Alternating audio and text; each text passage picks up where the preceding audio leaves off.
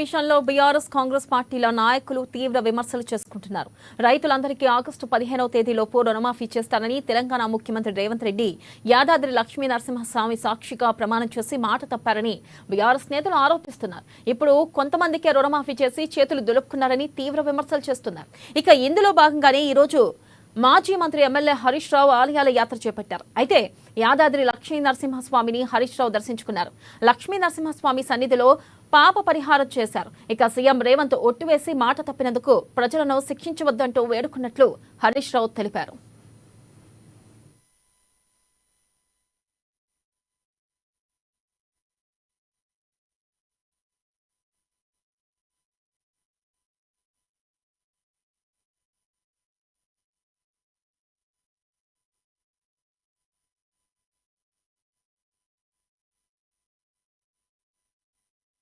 హర్షగానాం రుణబాధ నివృత్తి విషయే తెలంగాణ రాష్ట్ర ముఖ్యమంత్రి శ్రీ యనుమల రేవంత్ రెడ్డి కృత అసత్య ప్రలాప పాప పరిహార అర్థం చేసేన రుణ విముక్తి విషయే తస్య కృత వాగ్దాన భంగ ప్రాయశ్చిత్తం తస్య కృత దైవ ప్రమాణ భంగ తీవ్ర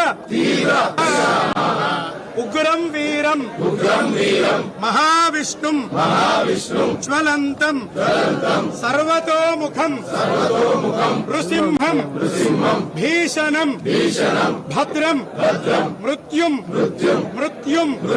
నమామ్యహం. యాదగిరి లక్ష్మీ నరసింహ, ఈ ముఖ్యమంత్రి చేసిన పాపాన్ని క్షమించు.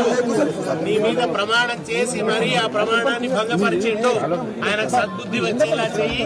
ప్రజలకు, రైతులకు, ఈ ప్రభుత్వానికి వ్యతిరేకంగా ఆయన చేసిన ఈ దుర్మార్గాలకు వ్యతిరేకంగా పోరాడే శక్తి నింపు. ఆయన చేసిన పాపం కారణంగా ప్రజల మీద కోపించకు, ఆగ్రహించకు అని తెలంగాణకు ఎటువంటి అరిష్టం రాకూడదని ప్రజల పక్షాన ప్రార్థిస్తున్నాం. మొదటి దేవాలయంలో సంకల్ప హర్షగానాం